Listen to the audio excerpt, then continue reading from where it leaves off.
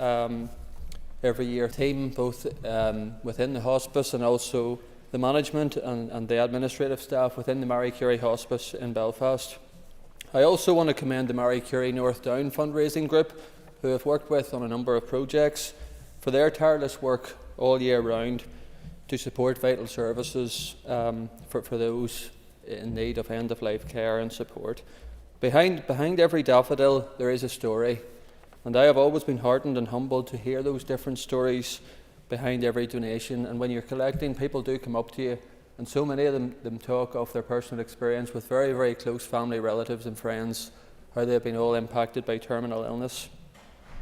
And they highlight how the ways that Marie Curie has brought comfort and hope as well to families through some of their darkest moments. I hope today will also be a reminder to everybody that there is support out there for those facing the end of their lives through terminal diagnosis, and also for their families as well. And it is important that we as an Assembly and an Executive should be committed to working to remove any remaining barriers to getting that vital end-of-life care and support through such difficult times. And I know from personal experience through my late father, Gordon Dunn, who was a former member of this House for over 10 years, just how impactful the support of Marie Curie can be through the most difficult days with end-of-life care. And also, importantly, highlighting the support that Marie Curie was to our family through such devastation. Thank you, Mr. Speaker. Colm Gildernew. Gormayagat, Ceann Comhairle. And I raised this morning Ceann Comhairle as Chair of the All-Party Group on Carers to highlight the fact that tomorrow, 13th of March, is Young Carers Action Day. This year's theme is Fair Futures for Young Carers.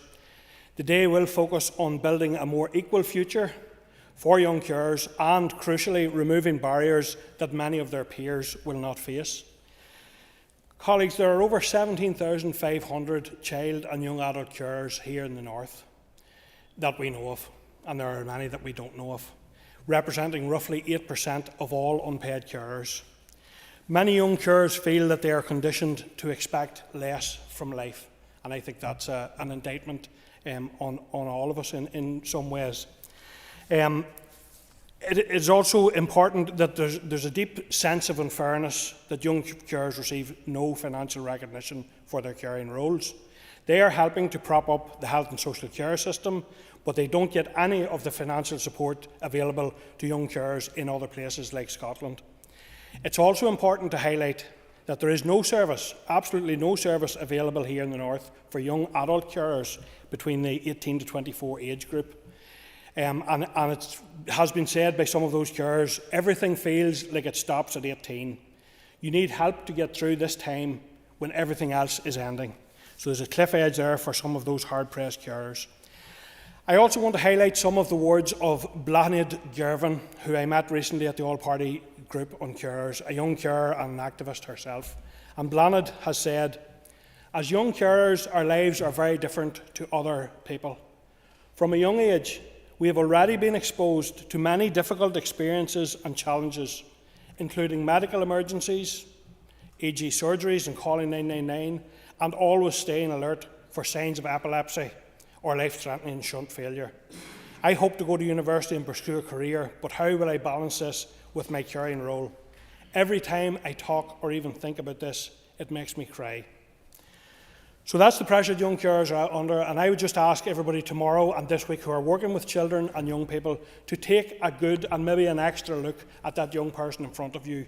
Is there a reason why the homework is not in that maybe other children aren't facing? Is there a reason why they're checking their phone every 10 minutes because they're worried about something that might be going on at home? I think we absolutely need to do better by all carers, but young and child carers in particular deserve our support. Kate Nicholl. Thank you, Mr. Speaker. Last week, we witnessed racist and intimidating signs going up in Finaghy, signs which do not reflect the values of the community, and they were rightly condemned by so many. there are so many reasons that have given license to these signs going up: anti-immigrant narrative, lack of housing, our failure to tackle sectarianism and racism, and it can sometimes feel as though there's no end in sight to these. So with that in mind, I think it's important to highlight the good and the examples of good. And recently, Mr. Speaker, I'd like to declare a proud interest. My son goes to Knockreeder Nursery School, and they were awarded gold for being a rights-respecting school, the first mainstream nursery school in Northern Ireland to receive this. And it is an award which recognises that they have embedded the UN Convention of the Rights into the fabric of their school. Every child who goes there knows a song about their rights, and their parents now know it too because they hear it all the time. And I think it's wonderful that young people are being brought up to respect each other, their differences, and to really know their rights and embrace them. So I think we can look at some examples within our community that are really quite negative and worrying, but then reflect on really good work that's happening within our schools' communities. And I'd like to pay tribute to Knockreeder Nursery and Miss Walsh in particular for their award of gold. Thank you. Matthew Till.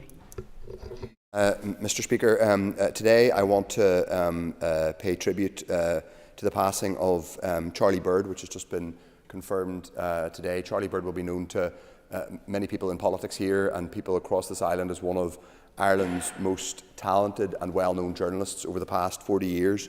In 2021, Charlie Bird was diagnosed with motor neurone disease, and he has used his voice and his prominence to not simply deal with what is, as many of us will know, an appalling degenerative disease that attacks the ability for a body to function, and therefore is extraordinarily difficult for the sufferer and their friends and loved ones. But he hasn't simply borne that disease in public. He used his prominence to campaign and raise awareness of motor neuron disease, including through wonderful initiatives like the Climb with Charlie project, where he and others ascended Croke Patrick a year or two ago. His suffering in public has been at times difficult to watch for someone so prominent, someone who is involved in covering for RTE so many of the major events of the last 40 years, including large parts of the peace process here in the north. But to use his profile and his platform with such dignity and with such courage to raise awareness of the appalling nature of motor neurone disease, but also raise funds to fund research into motor neurone disease is, I think, an extraordinary tribute to him as an individual. He is also, it's worth saying, one of this island's most respected journalists. As I said, he's covered many of the major global events over the last half century, including our peace process here. So it is a very sad day for all of us interested in the news and in good journalism. But it's particularly important, I think, for all people on this island and further afield who have dealt with and whose family members deal with the appalling affliction that is motor neurone disease, to mark Charlie's passing, to pay our respects and condolences to his partner, his wife now, and their broader family, and all those who knew and loved him. And hopefully his legacy will be greater funding for research into motor neurone disease, progress in tackling and mitigating that terrible affliction, and greater awareness for those who do have to suffer with it through their final years, that it isn't, that there can be joy and there can be purpose to those years. So, Mr. Speaker, just wanted to pay tribute again to Charlie Bird. Thank you. Danny Baker. I would like to welcome the report from the NI Audit Office today on child poverty. The report outlines in detail that 1 in 5 children in the North are living in poverty. Children receiving free school meals are twice as likely to leave school with no GCSEs, and there are ongoing concerns around their school attendance. All evidence shows that children who grow up in poverty are more likely to experience health inequalities, have lower levels of educational attainment, and are more likely to experience poverty as children, as adults. It is clear from the report that there is much work to be done to address the growing levels of child poverty, and lessons to be learned as work continues towards finalising the anti-poverty strategy. It is vital that the Minister for Communities, as the lead department, makes this a key priority, and I would urge him to bring forward a timeline for its completion as a matter of urgency, and to ensure that it considers the recommendation made in today's report as part of that process. The cost of not doing so is simply too high. both for those affected personally and to public services in the long term. Poverty is a political choice, and we must be united in the commitment to eradicate it. We must remain focused on addressing inequality in all of its forms and to improving the prosperity and opportunities to all citizens, especially our children and young people. John Blair. Mr. Speaker, I want to bring to the attention of the House the launch of the campaign today by the USPCA and League Against Cruel Sport to ban hunting with dogs in Northern Ireland. The groups have named this campaign the Together campaign. It is absolutely shameful that in 2024 Northern Ireland still remains the only part of the UK without such a ban.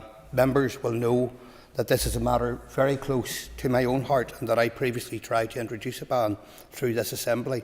It was disappointing that the bill narrowly failed on that occasion, and it was a palpable shock that Sinn Féin did not support it despite previous public commitment to supporting a ban on fox hunting. I do, however, remain very grateful for the cross-party support that was achieved on that occasion. There is no doubt that hunting with dogs is an outdated and brutally cruel activity which has no place in a civilised modern-day society. The practices and effects of hunting, such as wild mammals being chased across fields in the countryside and dogs suffering life-threatening injuries, are not sources of entertainment, far from it. This so-called sport, which is cruel to both the wild animals being hunted and the dogs that are being used in the hunt and encouraged to chase and kill those wild animals. I want, Mr. Speaker, to thank the USPCA and the League Against Cruel Sports for organising a constructive engagement session with all parties a few weeks ago in this building. This is a clear sign that there has been progress in this matter and that there is now an opportunity for all parties to work together. I should also ask the House to note that this cross-party engagement is ongoing.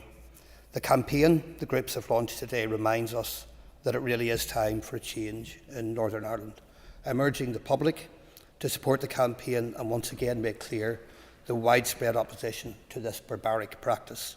Mr. Speaker, I'm also calling on members from all parties to ensure that this is the mandate where we deliver in the interests of animal welfare.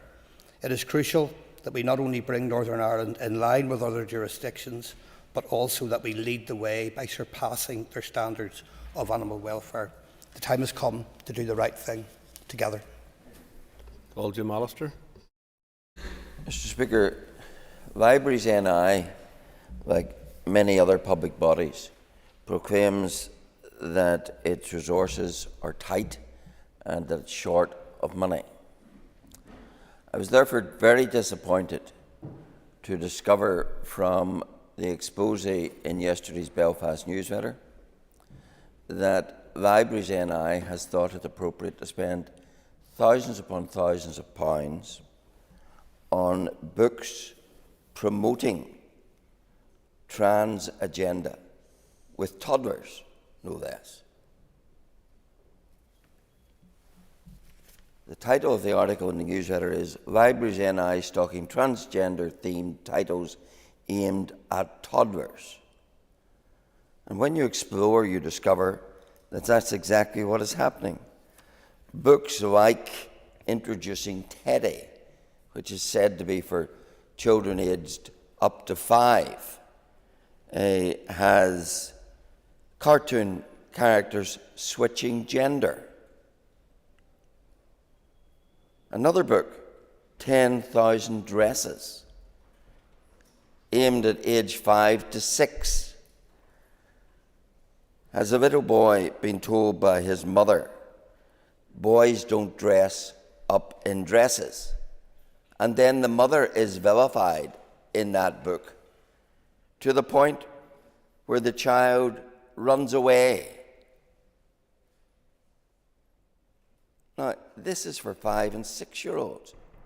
Why is Libraries NI in the business of corrupting young people with a trans agenda which in later years could lead some of them to the horrendous experience of puberty blockers and untold physical damage and psychological damage, and then a desire to try and reverse all that? Really?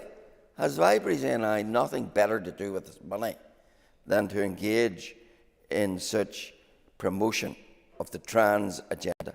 And I do want to call on the Communities Minister to take an interest in this, to investigate this, and to take a stand on this issue.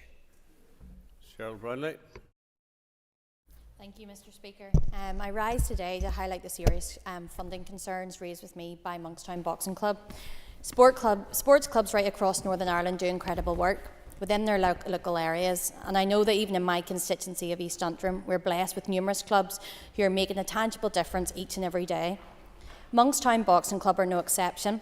Aside from the well-documented physical and mental benefits of sport and physical activity, and in particular boxing, the club offers so much more by way of education and life skills programmes.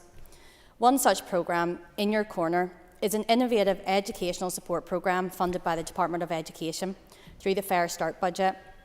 Targeting the objectives aims at championing emotional health, well-being, promoting a whole community approach to education and maximising potential. Over the past 7 years, the programme has been instrumental in providing young people at risk of educational underachievement with invaluable opportunities to realise their potential, pursue their aspirations and increase their confidence. Due to a significant cut in the Fair Start budget for the In Your Corner programme this financial year, they find themselves in the grave position of having all project staff on a protected notice for the second year in succession. Despite their unwavering dedication to the betterment of the community, they have yet to receive a confirmation or a letter for the new financial year. With the looming deadline of the 31st of March fast approaching, staff members are understandably consumed with uncertainty and anxiety regarding the future of their employment.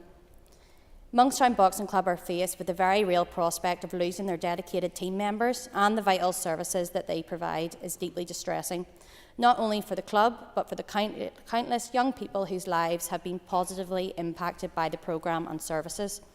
I know the Minister will continue to press the Executive for a budget outcome which will allow him to confirm funding for this 2024-25 financial year.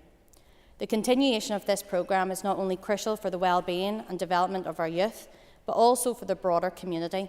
Securing the necessary funding would not only safeguard the future of Monkstown Boxing Club, but also reaffirm the commitment to fostering educational opportunities and nurturing the potential of our community's children and young people. Thank you. Melissa McHugh.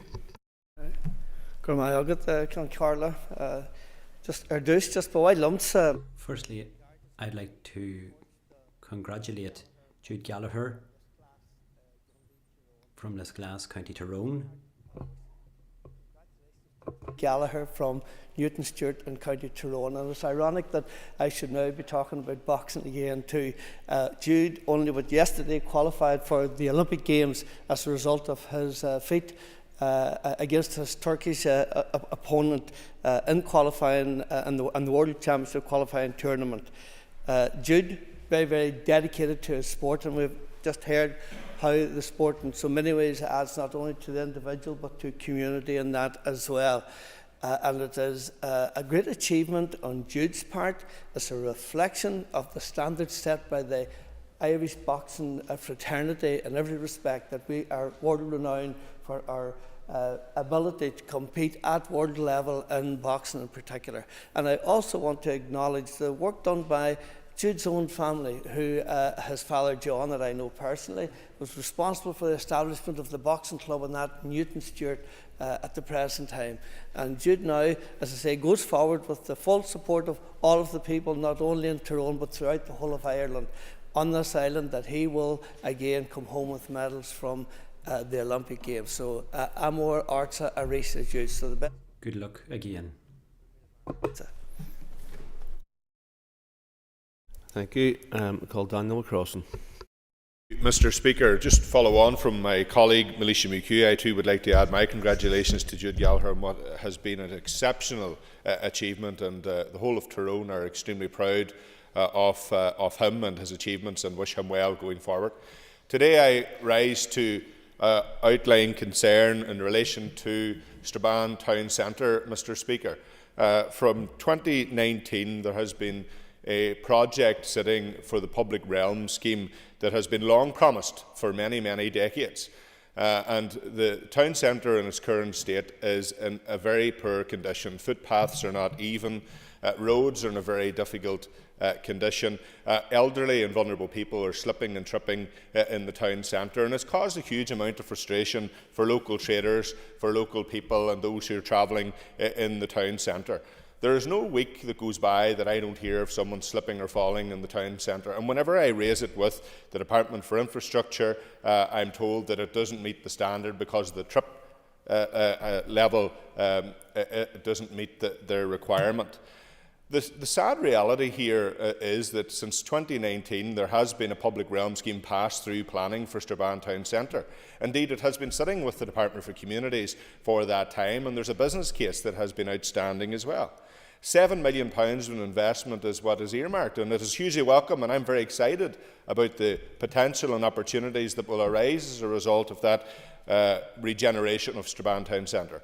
But delays are causing considerable concern, and in anticipation of the project happening, no maintenance work or no actual repairs are occurring in the town centre, so it's falling into further disrepair.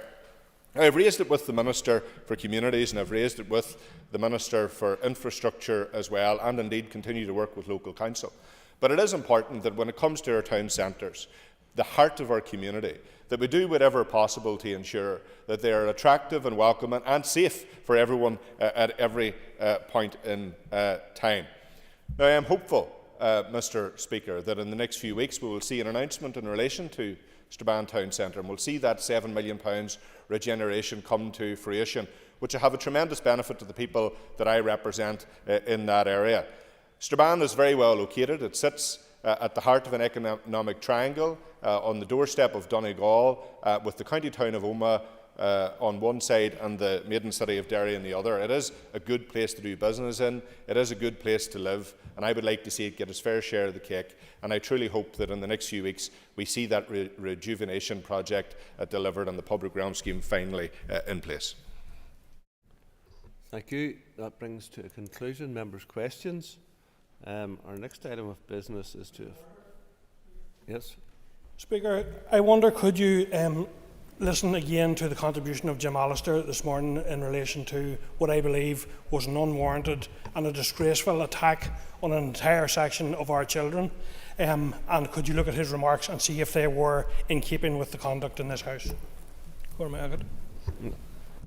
I can certainly look, but I was listening quite carefully to Mr. Allister, but I'm happy to look at it. In any event, the next item of business is a motion to affirm a statutory rule.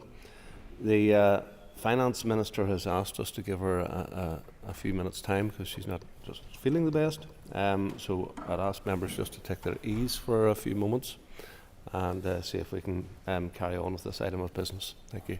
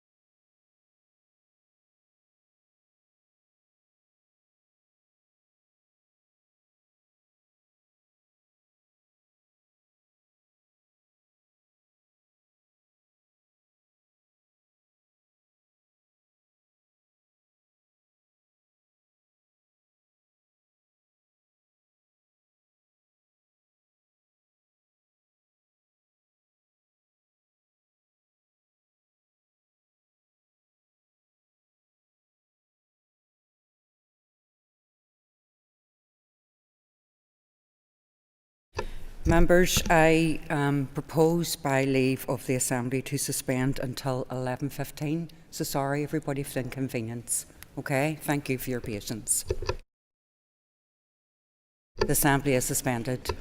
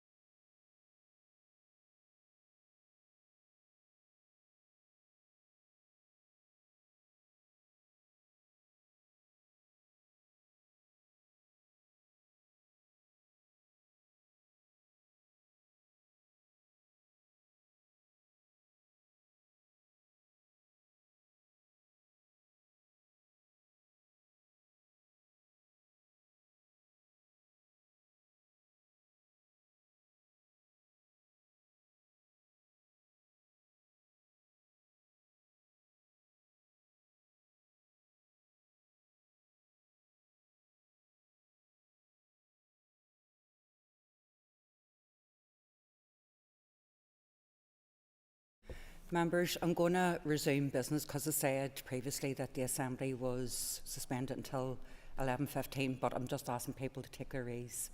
And then if there's any further updates, I'll let everybody know.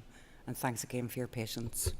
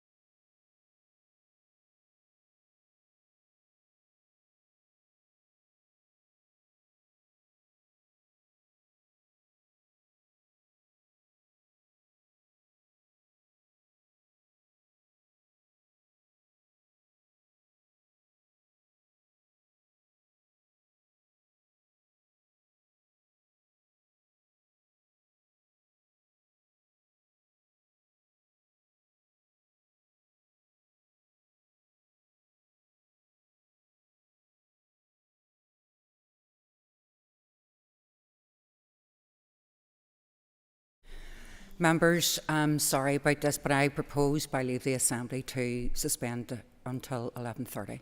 Okay? Point of order. Be advised why we're not simply moving on to the next business. Would that not be? Yes, Mr. Oster, thank you for that. We're currently considering, but certainly by 11:30 there will be clarity. Thank you.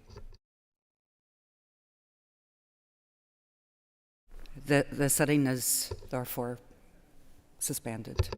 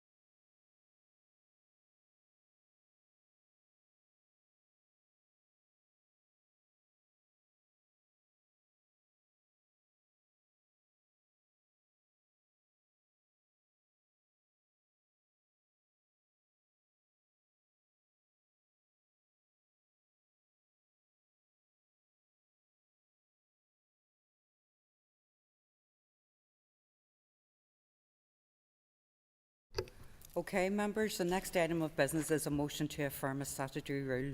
I will ask the clerk to read the motion. Are you okay?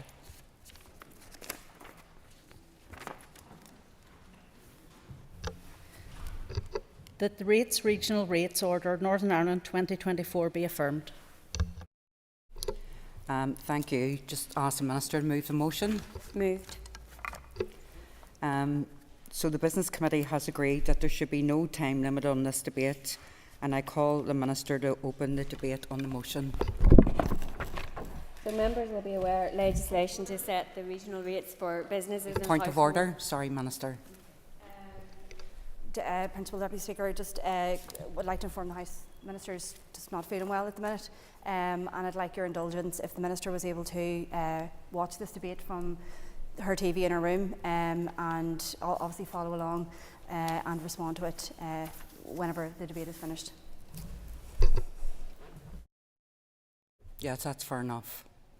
Briefly to just this, yeah. Whatever you can, and then just very briefly, and then we'll take it from there. Thank you. So members will be aware legislation to set the regional rate for businesses and households is brought forward annually. You will be aware this procedure is usually part of the budget process. However, due to timing issues, this has not been possible for the 2024-25 regional rates. Therefore, regional rates are being considered separately to ensure rate bills issue on time in April. Late issuing of bills, even for short periods, leads to a compressed time available for rate collection and increased rate arrears. So far this year, Land and Property Services has collected £1.5 billion in rates. The revenue raised from the regional rates provides around 5% of the Executive's resource budget, providing vital funding for hospitals, roads, schools and other essential public services, and also 75% of council income for local services.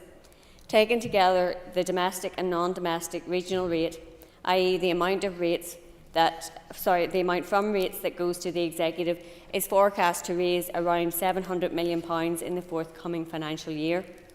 In terms of the specific breakdown of rates bills, the regional rate represents just over half of the typical bill, the other half being made up of district rates.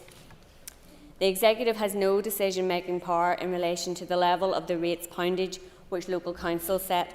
Councils set these within the context of their expenditure needs. There is a role for both the Executive and local councils moving forward in carefully managing the acceptability of a tax which is so vital to funding the needs of citizens. The legislation before you today will fix two regional rates in the pound for 2024-25, one for domestic and one for non-domestic ratepayers. Mindful of the pressures on household budgets and businesses, Executive colleagues and I have decided to keep the regional rate in line with inflation. Too great an increase runs the risk of less being collected and eroding the tax base. However, it is also clear that we need to increase the funding available to us to meet the acute pressures across public services. This is why we have agreed to a CPI inflationary uplift of 4% for domestic and non-domestic ratepayers. This means that a domestic property with an average capital value within the rating system of £123,000 would pay 46p a week more on the regional rate element of their bill. For businesses with a rateable value of £50,000, it will mean an additional £10.73p per week on that element. I know there will be some who may argue that the regional rate should be frozen in cash terms or reduced to alleviate the pressures of the current economic backdrop, which continues to affect both businesses and households. Others have made public their view that rates should be higher. Failure to raise the regional rate at all would mean less resources for other areas that all members in this chamber care about: healthcare, education, roads and investment in other essential public services. Our priority as an Executive is to ensure sustainable finances to deliver high-quality public services. Underpinning this must be a commitment to funding on the basis of need. Members will be aware that Treasury's position on the financial package is that the write-off of £559 million is conditional on raising income through local revenue and the production of a sustainability plan. It is a strong view of me and of the Executive that the £559 million of debt exists due to the underfunding of public services. However, starting our 25-26 budget in deficit of this quantum would do inconceivable harm to our public services. Following positive engagement, the Chief Secretary has recognised the challenges of raising £113 million revenue, given how close we are to the start of the financial year and the limited financial levers at our disposal. The Chief Secretary has agreed flexibility that this can be generated over 24 months instead of 12 months. Treasury have been clear that the enhanced timeframe for both the development of a sustainability plan and to generate the £113 million of locally raised income is contingent on the Executive delivering a balanced budget in 24-25. The Executive's recommendation to the Assembly should be seen as a clear demonstration that we recognise we need to ensure our finances are on a more sustainable footing to deliver high-quality public services. We are acutely aware of the huge pressures on our public services, and in setting the regional rate, the need to balance this with the pressures facing households and businesses. That is why the existing £350 million of rate support provided to households and businesses will continue for 2024-25. This will see the continuation of £240 million of rate support provided to 75% of non-domestic ratepayers. This includes Small Business Rates Relief Scheme, which supports 29,000 businesses. Over 4,400 manufacturing firms will continue to be supported by 70% off their rates through industrial derating. This relief is unique to this jurisdiction. In addition to the existing business rate support, I intend to reintroduce the Back in Business scheme. This will help reduce the number of vacant retail units in our high streets, support new enterprises and attract businesses onto the high street and into our town centres. I also intend to reinstate the exemption from rates for rural ATMs to encourage and sustain access to cash in rural areas. These measures will inject some stability and continuity into the rate system and help address some immediate concerns which business trade bodies have raised with me since taking up office. Recognising the pressures on our households and families, the £100 million of rate support, including reliefs and rebates tailored for those on low incomes or social security support, lone pensioners aged 70 or over, and those who have adapted their homes to facilitate a disability, will continue in the year ahead. We have support measures here that are not in place in England, Scotland and Wales. Likewise, they will have support measures that the Executive has not been able to or has chosen not to introduce. With the constraints on finances at present, a key consideration for the Executive will be whether the cost of new rate support in the future should be offset by reductions in the current suite of generous policies within the rating system. Some members have suggested policy interventions in the rating system. It's important to make clear these couldn't have been implemented procedurally or legislatively for April 2024, given the timing of the Executive's return at the start of February. I am committed to continuing to develop the rating system to ensure it's fair, equitable and progressive, and that it's aligned with the Executive's economic vision.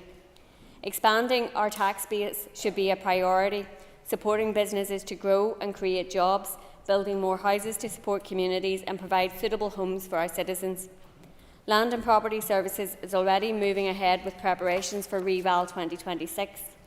This builds on previous cross-party commitments to frequent revaluation cycles and ensuring that rates valuations for business are kept as up-to-date and as responsive as possible to changes in the rental market.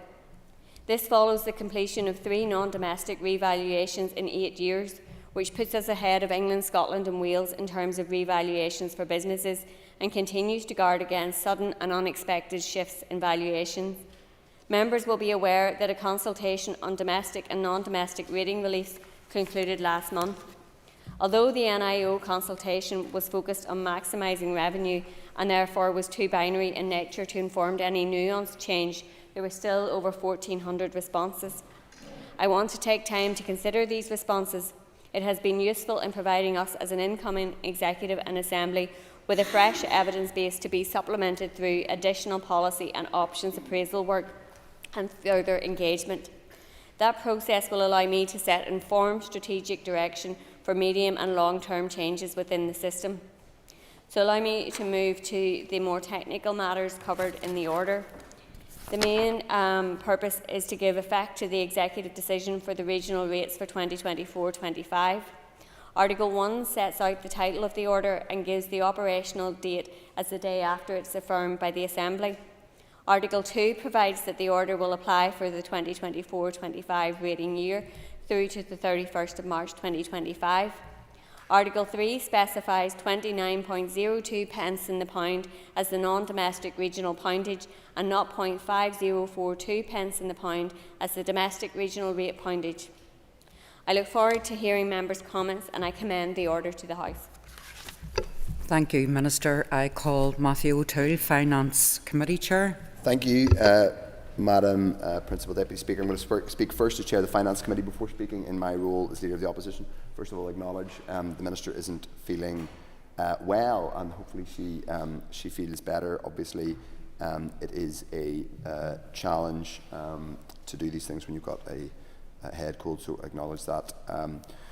Acknowledge, first of all, thank the Minister for her comments. As I said, my remarks as Finance Committee Chair will reflect the scrutiny that members have performed on this order. We did have the opportunity to have a couple of evidence sessions, unlike with the budget bill. The committee was aware the regional rate was part of the consultation on potential revenue raising ordered by the Secretary of State prior to the restoration of the executive. Therefore, members were keen to get a sense of whether there would be a poundage struck for the regional rate that sought to raise the £113 million target for local revenue raising, and what preparation might have been made for this. While the issue was raised with senior department officials at the committee's first meeting on the 14th of February, the committee agreed to seek a briefing from Land and Property Services. To that end, members received a briefing on the 21st of February from the Director of Rating Policy on the proposed statutory rule to stipulate the regional rate for domestic and non-domestic property that will apply for the 24-25 rating year. At that meeting, members noted the executive still need to agree on the poundage multipliers in the context. Still needed at that point to agree on the poundage multipliers in the context of their wider approach to the budget settlement for 24-25. The committee received a further briefing from LPS on the 20th of February, which covered a number of related issues, including the regional rate order and poundage scenarios. Members were informed that the executive was expected to consider the regional rate at its meeting the following day, 29th of February. If the executive agreed to that poundage at that meeting, then the committee would receive the regional rates order immediately following that decision. On 29th February, members were emailed a copy of the written ministerial statement regarding the regional rates uplift for 24-25, with the SR being formally laid in the Business Office at the same time. The statement was received by the committee in advance of wider circulation, and I thank the Minister for that courtesy. At the committee's meeting on the 6th of March, members formally considered the statutory rule which stipulates in legislation the regional rate for domestic and non-domestic property for the 24-25 rating year. The committee noted the examiner of statutory rules has reported formally on the rule, and there are no matters to be drawn to the committee's attention.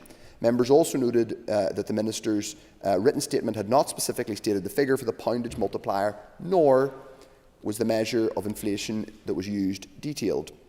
At the meeting on the 6th of March, the committee considered SR 2428, the Regional Rates Northern Ireland Order, the Regional Rates Order NI 2024.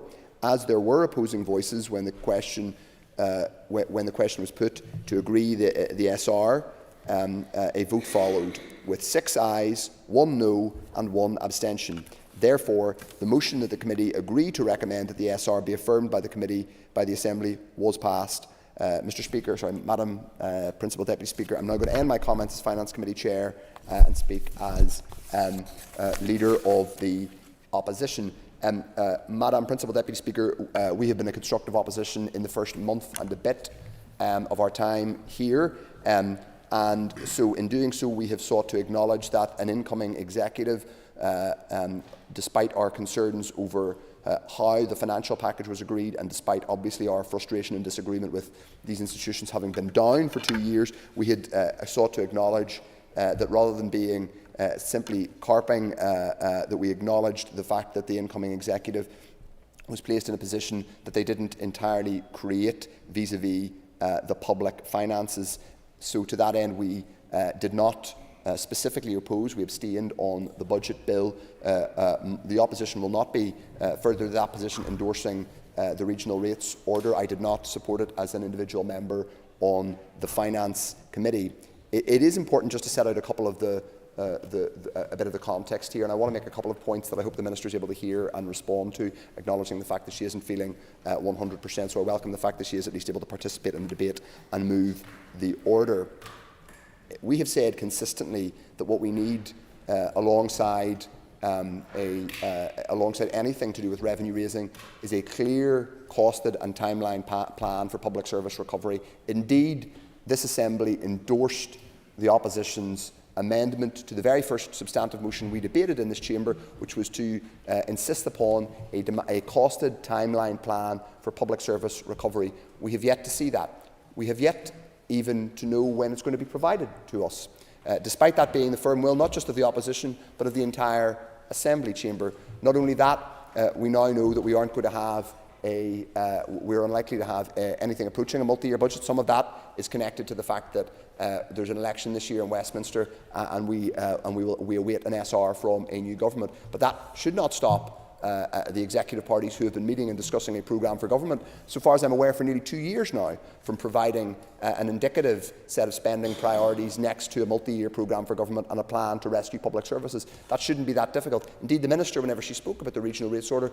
did allude to the various long-term priorities that the executive is discussing. So it clearly is the position that the executive and the executive parties are already discussing financial priorities and relating them to their priorities. So we, as an opposition, will continue to press that we haven't had it yet, and I'm not sure when we're going to get it, for a costed timeline plan for public service recovery in the short term, but also in the long term. I don't know when we're going to get that. I don't even yet know precisely when we're going to get a one-year budget statement. The legislation, the Northern Ireland Act, insists that there should be a budget statement provided to this Assembly and consulted upon with the public. I believe by the end of the financial year. That looks very unlikely to happen now. That is profoundly disappointing, and that would be an opportunity to debate the priorities that the executive and the executive parties have set for themselves. We aren't being unreasonable. We will never be unreasonable as an opposition. All we will ask for is a robust, serious plan to rescue public services, because that's what the executive and executive parties, including the Finance Minister and the First and Deputy First Minister, have promised. Just a couple of points about the regional rates order, if I may.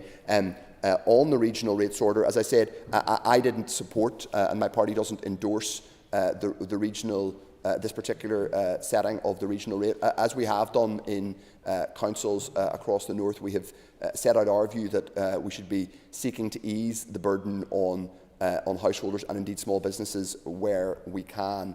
But we have acknowledged in a reasonable and constructive way that an incoming executive has had to deal with this at relatively short notice. I think it's worth pointing out a couple of things, though, that purely in a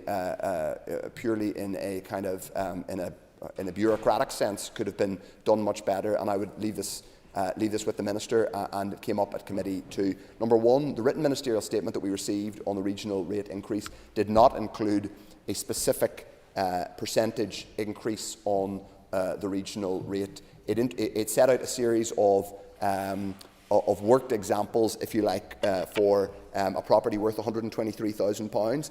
A clever thing to do to put it £123,000. Of course, that is significantly behind where the average house price is in Northern Ireland. That would probably, I think, have been a slightly more reasonable measure to use. But in addition to that, it didn't actually set out the percentage increase.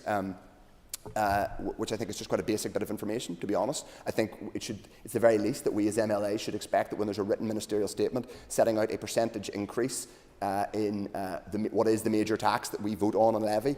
And guys, this tax that we are voting on now is basically the only substantial tax that we vote on. So what we are debating now isn't just to be waved through. It is to be debated and scrutinised properly. The very least we can expect in a written ministerial statement is that the Minister and her officials set down the actual percentage of increase, rather than saying it's simply going to be in line with inflation. Well, which measure of inflation? There are multiple different measures of inflation. Different pay negotiations are indexed to different levels of inflation, as are a whole range of different taxes levied, mostly at Westminster. So it's a pretty basic thing that we should be told what the percentage increase is and what level of inflation, rather than just inflation in general. It's also worth saying, now this is a political point. I acknowledge that this increase is in line with inflation, and and that is clearly better than having an above inflation increase. I think it's worth saying last year that when Chris Heaton-Harris, at the time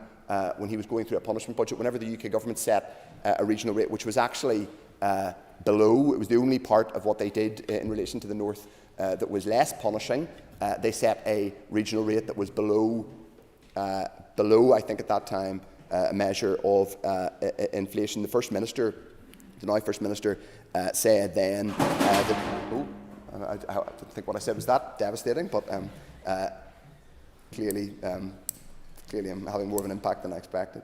The First Minister then said people are struggling with living costs and shouldn't be burdened with increased rates. Those are the words of the now First Minister, that people shouldn't be burdened with increased rates. Well, by my calculation, the Minister might want to clarify that last year's rates increase was actually in real terms smaller than this year's rates increase, I believe, although it was higher in percentage terms, in real terms it was lower. So we do need to front up with people that their rates are going up, albeit in line with inflation.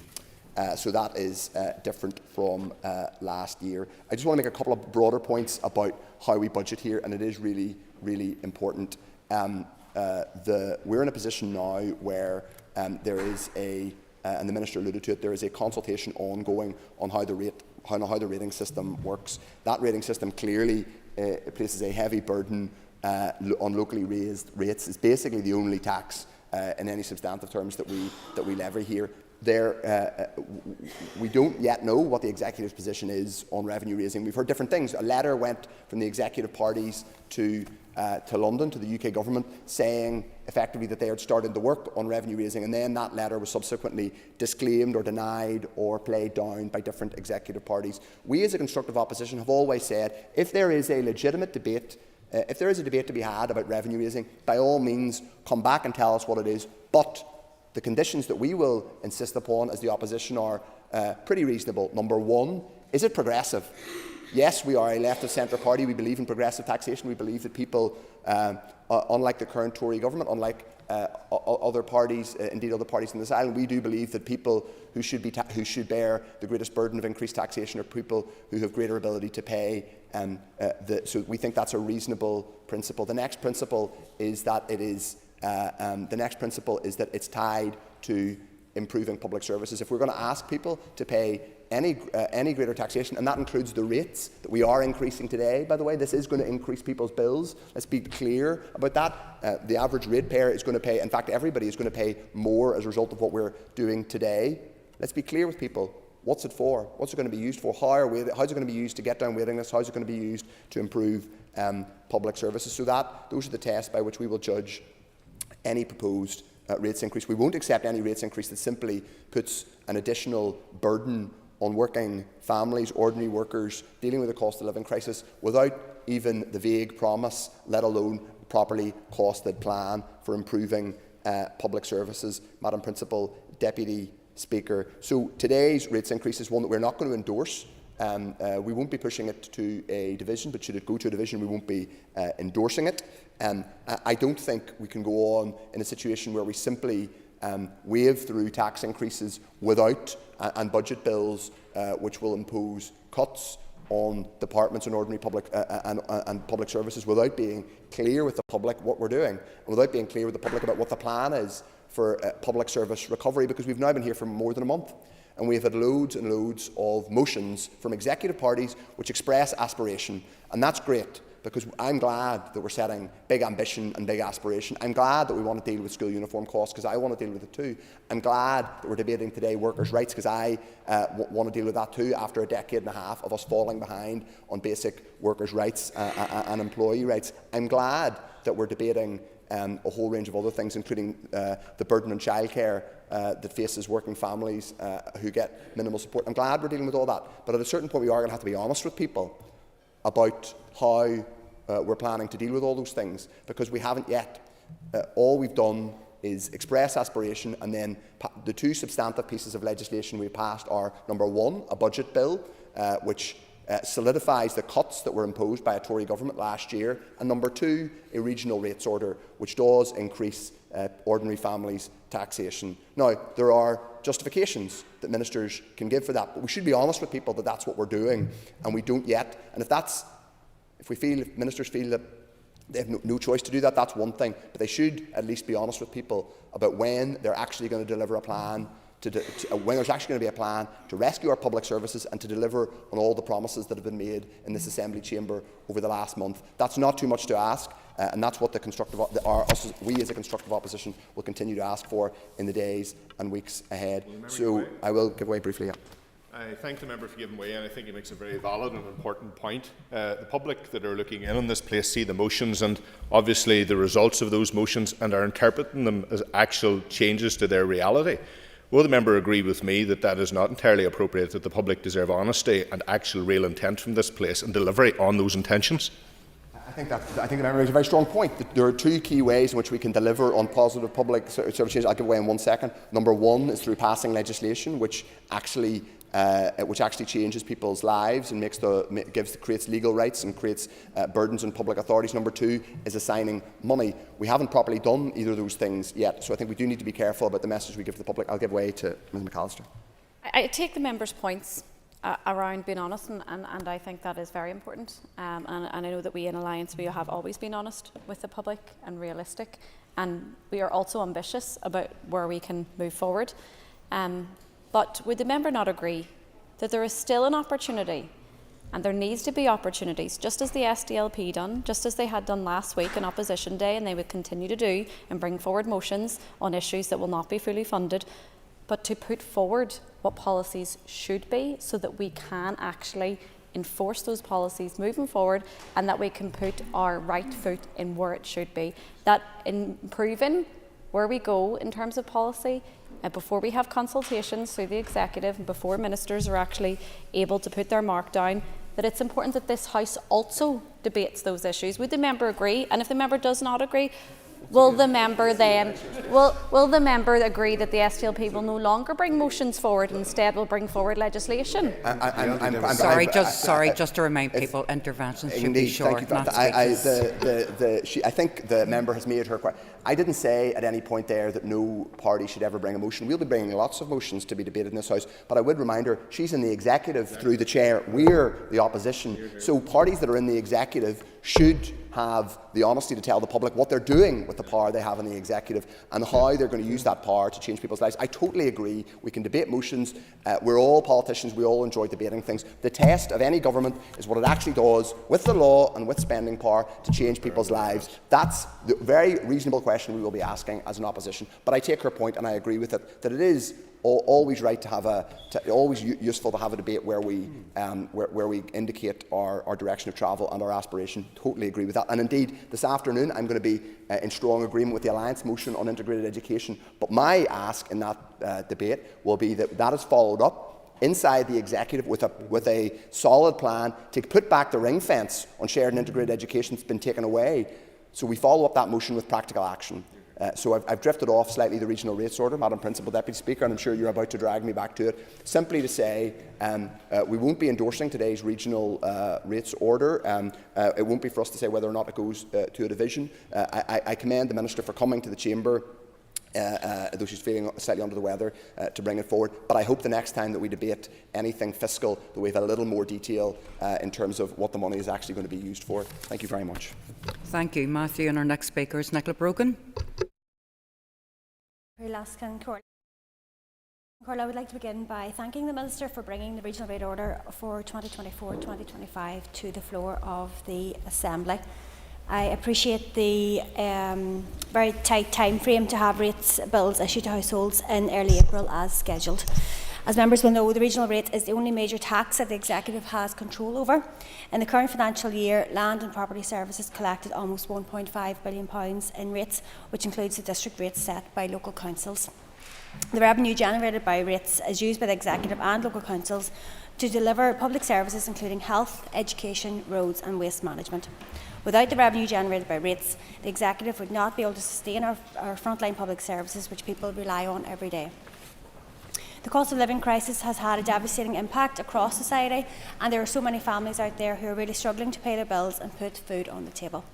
Rising costs have also contributed to a much more difficult environment for businesses, with many businesses shutting their doors. I think it's important that as we debate striking a rate for the year ahead, we must be mindful of those families and businesses who are currently struggling to survive.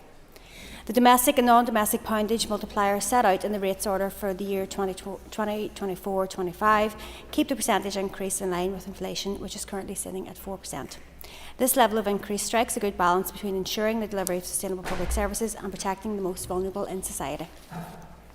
Prior to the restoration of the Assembly, the Secretary of State had threatened to impose a 15% rates hike as a means to raise £113 million. A rates increase of this magnitude would undoubtedly have plunged many businesses and many families and households into acute financial crisis. The approach by the Executive to resist calls from the Secretary of State to have unfair tax increases during a cost of living crisis is the right approach, and I again thank the Finance Minister for her steady leadership at this time. Thank you, Nicola. Nicole Portaferry. Principal Deputy Speaker. Certainly I have been critical of the opposition leader and the opposition party for their impact since we've come back, but certainly today it seems the leader of the opposition's words seems to have shaken this place, its very foundations, with the noise we heard. And I also take this opportunity, Principal Deputy Speaker, to wish the Finance Minister all the best and a speedy recovery from her illness, and to say well done to the Minister for making it to the floor of the Assembly in order to move this order, because it's not easy when you're down in the dumps and suffering sickness. So well done, Minister, for that. Mr. Speaker, the DUP supports the rates order which limits the increase in the rates in line with inflation rather than providing the 15% increase sought by the UK Government. We do so not just because it is very hard for our constituents to have to deal with an increase in the regional rate to that level in the context of the cost of lockdown crisis, but also because it would be wholly inappropriate for us to countenance an increase in revenue raising until such a time as Northern Ireland, which is the first part of the UK to have been funded below need since the UK Government adopted the UK needs-based Hotham formula in 2012. And again, we should be afforded the same protection to prevent funding below need as Wales. We are resolute and uncompromising in insisting that, given the extraordinary, dislocating and disruptive implications of being funded below need, it is imperative that as the Barnett squeeze presses parts of the UK to need, and thus the prospect and reality of funding slipping below need, they must be afforded exactly the same protections that Wales has been granted in relation to this challenge. Principal Deputy Speaker, we welcome the fact that the deal proposed by the Treasury at Hillsborough takes a very important step forward in acknowledging that in order to be funded to need, in line with the Hotham formula, Northern Ireland must be funded to £124 per head, rather than the 120 of the last 2 years. But in order for Northern Ireland to be afforded the same protections as Wales in relation to need, Treasury must now increase our baseline funding to the same amount just above need as in Wales, when it intervened to protect Welsh funding falling below need through the provision of, first, the uplift to slow down the impact of the Barnett squeeze, and second, the fiscal floor at the Hotham definition of need. There are two aspects to Hotham. If the people of Wales are worthy of being protected against their funding falling below need through the provision both an uplift and a fiscal floor, then so too are the people of Northern Ireland. The current Hillsborough proposals, updated by the letter from the Chief Secretary to the Treasurer to the Finance Minister of the 13th of February, which we have seen in the committee, deny Northern Ireland. They deny Northern Ireland by a number of things. The dignity of the uplift, which has been worth £1.17 billion to Wales between 2018 and 2024. And secondly, the fiscal floor at need. They instead offer a fiscal ceiling and thus no uplift, and condemn us to being funded below the ceiling from 2026 to 2027. When Treasury affords us the dignity of these two protections, and only then should this Assembly consider going anywhere near increasing revenue. In doing so, they should be aware that Northern Ireland has the lowest taxable capacity in the UK, and this impacts the definition of need. As the Fiscal Council noted in relation to Northern Ireland, we estimate that adjusting for taxable capacity would increase the Northern Ireland need indicator from 124 to 127, in line with the scale of the increase previously estimated by the Hotham Commission. Mindful of this, in the context where we are not even properly funded to 124 from 2016 to 2026 to 27, there can be no question of increased revenue raising until this matter is resolved. In looking at revenue raising from the point of departure of suggesting that Northern Ireland rates are below those of GP, Treasury should get their facts right and recognise that the Northern Ireland business rates multipliers are actually higher than those in GB. The business rate multiplier for England in the coming year is 54.6, for Wales 56.2, for Scotland 54.5, and for Northern Ireland, where the business rate is set partly by the district business rate, the average rate is 58.9681. In Mid and East Antrim, my constituency, it sits at 67.2415, and in Derry and Strabane it is 66.7608. That is a full 12 or 13 points higher than Chris Heaton-Harris or Rishi Sunak's constituencies. This means that Northern Ireland, with the lowest taxable capacity in the UK, is already more stretched within its taxable capacity with respect to the business rate than any other part of the UK, compounding greatly the need to ensure that we are funded to need before there can be any discussions or any moves about revenue raising. Mindful of this, Principal Deputy Speaker, I would like to ask the Minister what she is doing to hold the Treasury to the full Wales precedent, both the provision of a fiscal floor to need and also the 124 and the uplift. Thanks very much. Thank you, Paul. I call Owen Tennyson. Thank you, Principal Deputy Speaker, and I want to add my well wishes to the Minister. I hope she's feeling better soon. It's not easy to come to the Chamber whenever you're feeling unwell. I rise to support the order and believe the proposed real terms freeze in the regional rate, as informed by CPI inflation, does go some way to balance the pressures faced by households, businesses, but also by our public services. There will no doubt be those members in this Chamber who will oppose any uplift whatsoever, and I would invite any member who makes such an assertion to tell us how they propose to fund such an approach, because rates are vital for funding our public services, and the Executive has limited other powers in terms of raising revenue. This year's rate poundage has been the subject of fervent speculation and public commentary, particularly in light of the conditions initially attached to the UK Government's financial package by the Chief Secretary to the Treasury. The arbitrary and punitive revenue-raising target set out effectively translated to a 15% increase in the regional rate, given that no other revenue-raising lever could have been made operational in the unrealistic timeline prescribed by government. Some have wrongly suggested that proceeding with a 15% increase would solve all of our financial ills, or that refusal to follow such a course of action is simply short-sighted or populist on the Executive's behalf. Such assertions could not be further from the truth.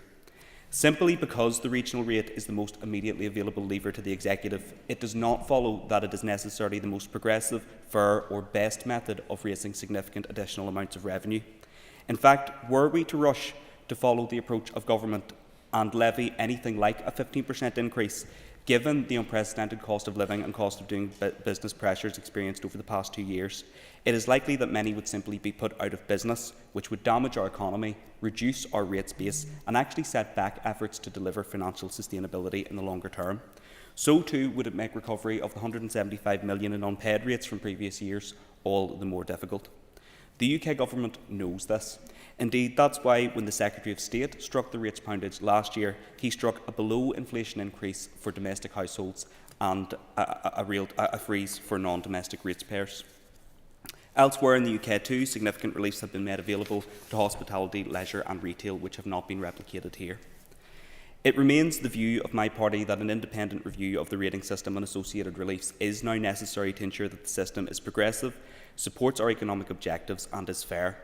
The Barclay Review in Scotland, for example, contained a raft of recommendations pertaining to ensuring empty properties are reoccupied, that renewables are supported, and significantly that relief would be available to childcare providers, which is worthy of consideration given that childcare has been highlighted as a priority for all parties in this chamber. I would welcome the Minister's views in terms of progressing with such a review. The Minister has also outlined in her comments today the importance of regular revaluation for non-domestic ratepayers, but decisions are also urgently required in terms of domestic revaluation, and I would appreciate her plans being outlined in that regard. We must be clear, however, that no amount of revenue raising, either through the regional rate or by other means, will ever counteract the underfunding that Northern Ireland has been experiencing and which has been referenced by other members.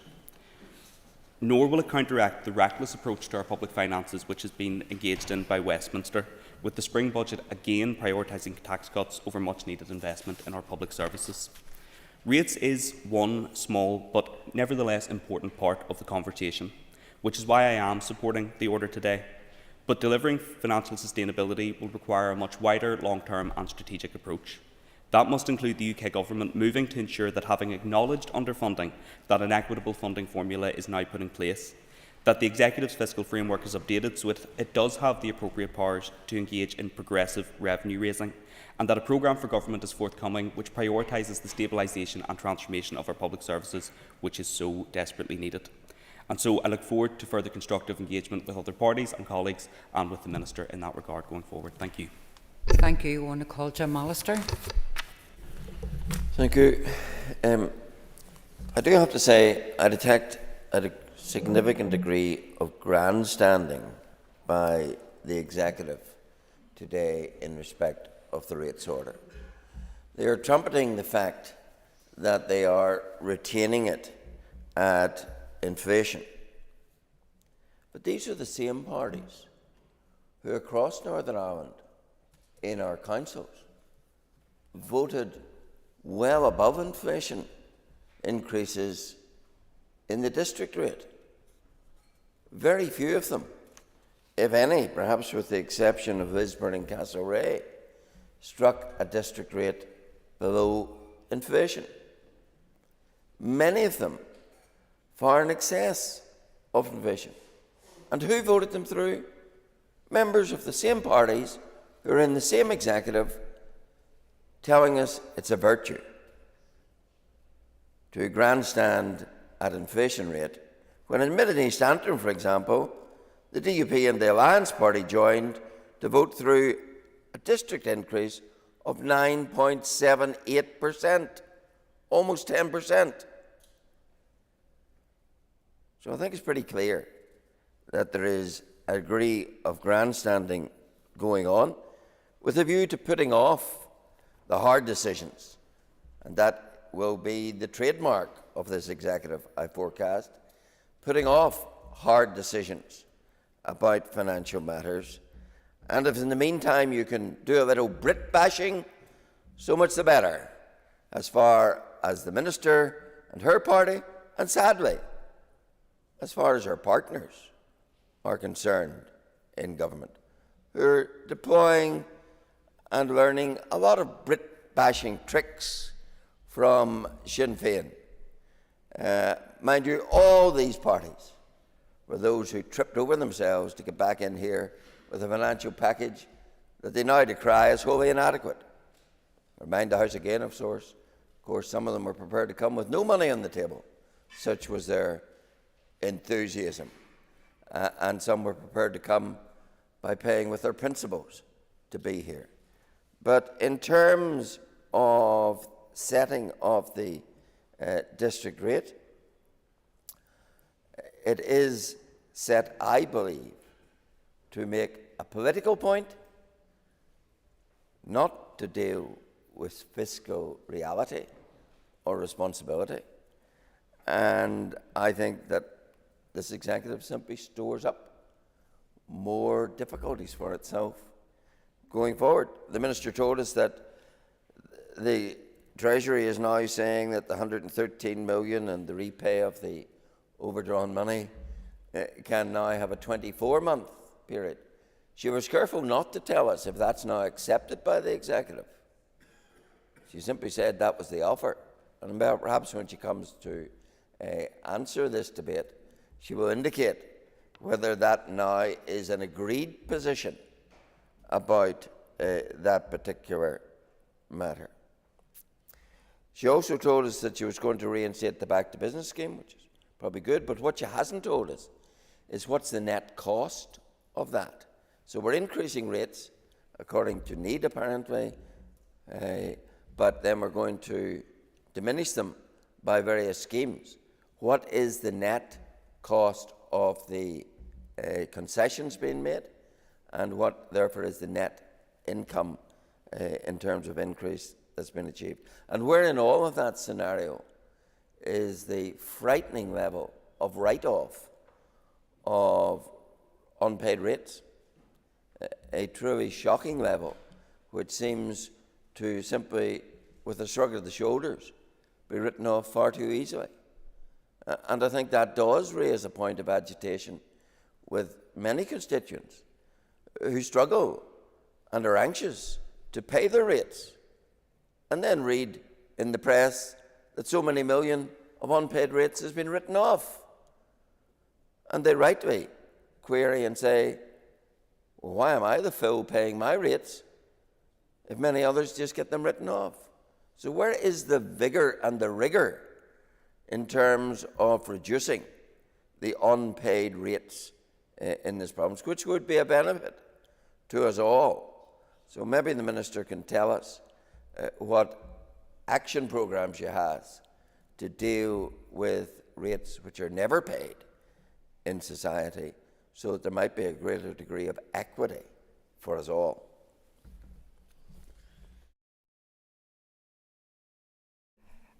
Thank you, Jim. Can I call Jerry Carroll, please? Dig deeper, Deputy Speaker, and dig deeper again. And when you feel you can't dig any deeper into your pockets, dig deeper again.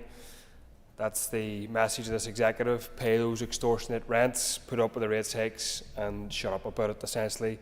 That's the message overwhelmingly coming out loud and clear today for those who are struggling to make ends meet. That's what the new executive is saying to those who can barely keep a roof over their heads and are struggling to pay their bills. When these institutions collapsed, government parties were lining up at every single opportunity to talk about those who couldn't heat their homes, small businesses and households who couldn't keep the lights on, or people who couldn't feed their families or themselves and are still struggling to do so. And today those exact same parties are lining up to hike people's bills and force people into further poverty and further difficulty. And Deputy Speaker, we've heard all the excuses before. Those who do the Tories' bidding, the bean counters, will have calculated this rates hike to the very last penny. They will tell people that the average rates increase is only going to be so many pounds and pennies more every week, every year. What they refuse to say, Deputy Speaker, is that this is on top of the rates increases last year and the year before that, and the year before that, and the year before that, and you get the picture, you see where we're going. The Tory Secretary of State hiked the regional rate by 6% last year alone, and the Belfast parties who sit in this chamber on the council, their parties hiked domestic rates by 8%. Rents and mortgages are up, the price of the weekly shop is up, energy prices are still up, and wages, Deputy Speaker, are down in real terms and have been actively cut by executive parties. It doesn't take an economist to work out the impact of this on working class people, whatever graph you want to use. But instead of doing something about it, Sinn Féin, the DUP, Alliance, those parties are once again punishing communities at the behest of the Tories and playing their game. Of course, they've already told us, and they will continue to tell us, that there's tough decisions to be made when you're in government. But I would argue, Deputy Speaker, they're taking the easy way out. The Executive thinks it's easier to squeeze ordinary people and working class families than it is to stand up to the Tories and their wealthy, rich allies. They've once again accepted Tory austerity as the price of political power, and are forcing the burden of revenue raising on hard-up households, struggling people who've had their rates raised year on year on year.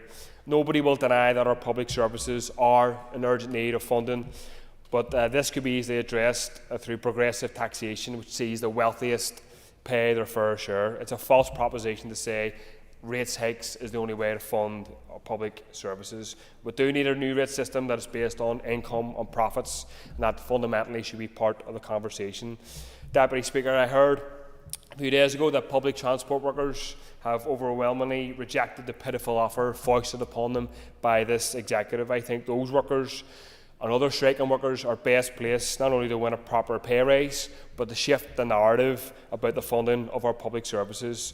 While attacking working class people, the Executive has refused to lift a finger to challenge the wealthy. It's time to make the rich pay their way. Thank you. I wish to call Minister of Finance, Dr. Caoimhe Archibald, to conclude and wind up on the debate. Thank you. Concordia, and thanks to all members who've contributed to this important debate. As always, there have been an interesting range of views expressed. As I stated, the 2024 order sets the regional rate for the forthcoming rating year. The Executive has aimed to strike a balance between the needs of ratepayers and ensuring that public finances are sufficient to cover the priorities we have set ourselves.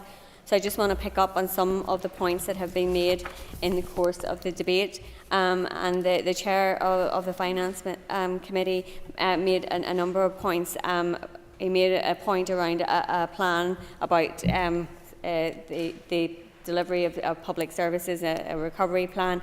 The Executive has committed to developing a sustainability plan, and I didn't mention in my opening comments, but the Treasury had indicated that it would like to see that sustainability plan for the beginning of May, and we had obviously made the case to Treasury that the development of that plan and that time frame for the development of that plan was unrealistic, and so they had agreed to an extended timeline to develop that plan, which we see as important in terms of setting out the priorities for the Executive and the budgeting to meet those.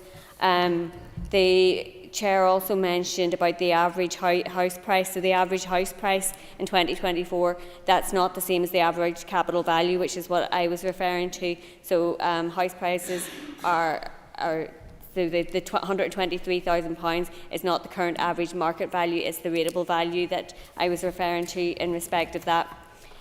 He also made a point, and I acknowledge the point that the Chair has made in respect of this about the poundages not being referenced in the ministerial statement, but just to flag that the poundage was included in the order that was laid in the Assembly Business Office at the same time as the ministerial statement was made. The Chair mentioned about the progressiveness of the rating system. So obviously the Executive's domestic rate applies discrete individual capital values to each property. This is more progressive than a council tax, which is operated on a crude banded system. Likewise, non-domestic rates operate on the basis of rental values. So these are revalued more frequently here than they are in England, Scotland or Wales. I want to thank Mr Frew for his kind comments. He's not here at the minute. I agree with his points that he made in relation to us needing to be properly funded to the level of need, and that we also need to look at the level of need, the 124% that has been agreed or that Treasury have referenced, and many of the parties in here have argued for higher levels, so that's something that we obviously want to look at. I acknowledge the points that he has made about rate poundages. Just a couple of points on this. The first is obviously the member will be aware that rate poundage is only one part of the rates calculation, and this needs to be applied to local rental values that will track the local market. My officials have also been in discussions with Ulster University, and I think I mentioned this in question time as well, to conduct research on the impact of poundage differentials across different councils here. Just to pick up on Owen's point as well, about us potentially putting rates up too high and the impact that would have, and I completely agree with him that if we had put rates up to a punitive level, we would have run the risk of businesses being under so much pressure in terms of what was being paid that you potentially put people out of business and put jobs at risk, and you would have just increased the risk of additional debt as well. In relation to some of the points made by Mr. Allister and also by Mr. Carroll, I think just to point out that the issue today relates to the regional rate element only, and that's what the Executive and Assembly have set in terms of or what hopefully Assembly members will support today. Local government finances itself, which the district rate falls within, is a matter for the Minister for Communities, and I'm obviously prepared to work with the Minister and the Executive on any concerns in relation to that. In relation to the back and business scheme, we've only a notional cost in relation to that, because what we are actually doing with that is trying to get more businesses into properties and then have them paying additional additional rates. And the Royal ATM scheme costs less than £50,000. So just to wrap up, in conclusion, I trust that members will show the necessary support for the order today. I believe that the inflationary increase in the regional rates will be understood by the public, and it's clear that the Executive has acknowledged the need to raise revenue, but that it is expected that we do this in a progressive and sustainable way. So I commend the order to the Assembly and would ask members to affirm the order. So before we proceed to the question, I would like to remind members that this motion requires cross-community support. So the question is that the regional rates order NI 2024 be affirmed. All those in favour say aye. Aye. Contrary of any no. I think the ayes have it. I think the ayes have it. The ayes have it. Members will take a raise.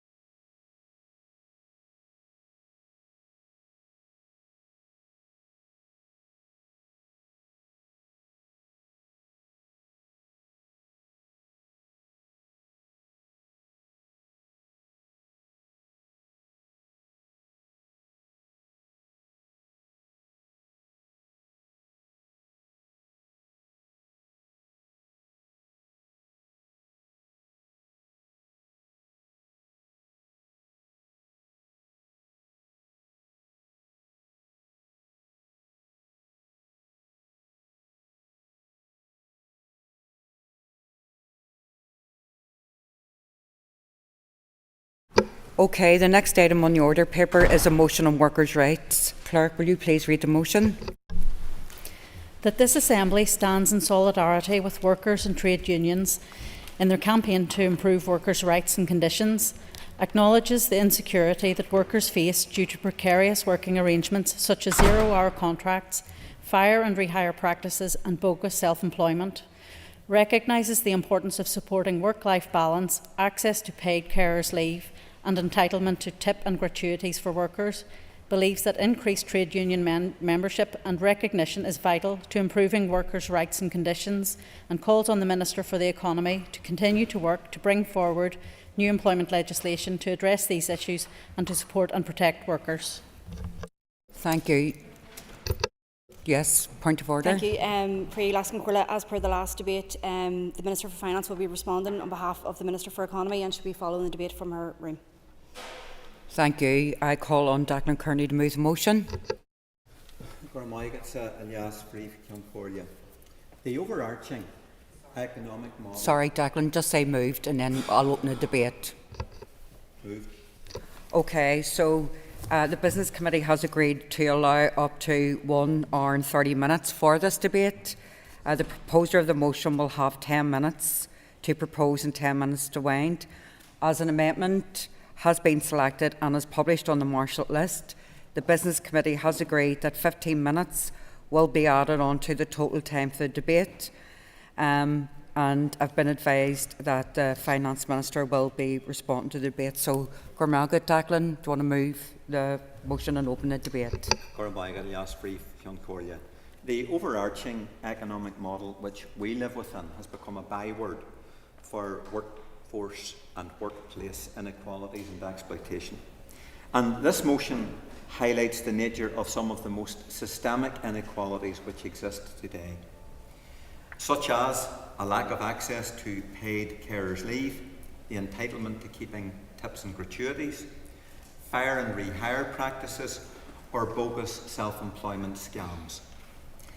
The amendment presented by the DUP is accepted.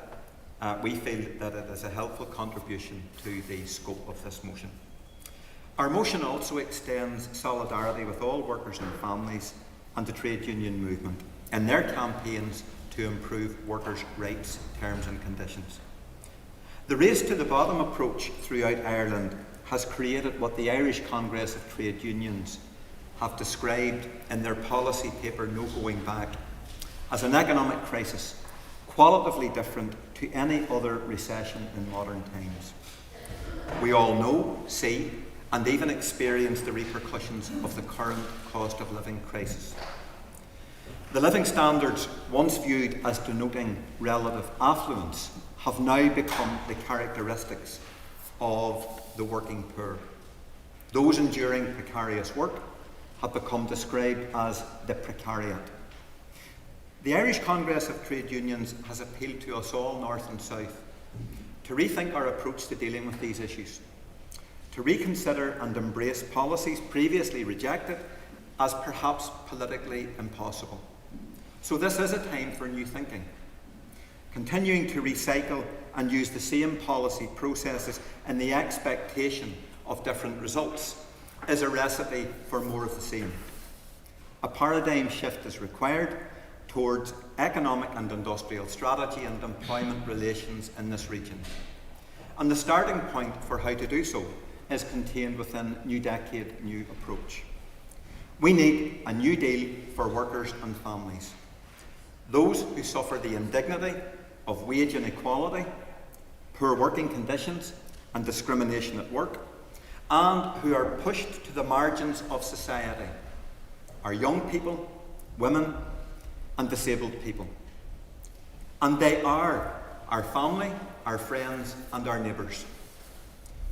Those who are the essential frontline workers who give the most and who get least in return. A new deal needs negotiated for all of them, and that is possible. It can be done through social dialogue between the Irish Congress, employers and our executive ministers and this Assembly. A properly structured tripartite model of engagement which conforms to the international definitions and standards set down by the International Labour Organization. And this has been codified in Democracy at Work, launched here just last week, and I commend this document to all members and all parties in the Assembly. It points towards a step change, which, if implemented, will work for all in society. But that change must also extend to changing the financial model by which this region is funded, in order to also guarantee the delivery of good, sustainable, proper public services. Collectively, we must campaign for and secure a financial settlement which allows the reversal of historic underinvestment and the consequences of Tory austerity in the north. And we must also begin to imaginatively and strategically engage with how the island economy, our North-South implementation bodies and the North-South Ministerial Council itself can become new drivers for economic growth and productivity, and on the basis of good employment and working conditions. This motion seeks to unlock a new economic debate about a different approach to industrial and employment relations. But that discussion is not an end in itself. It needs to become a process involving our Assembly Chamber, our scrutiny committees and executive ministers, which widens out and maximises popular participation.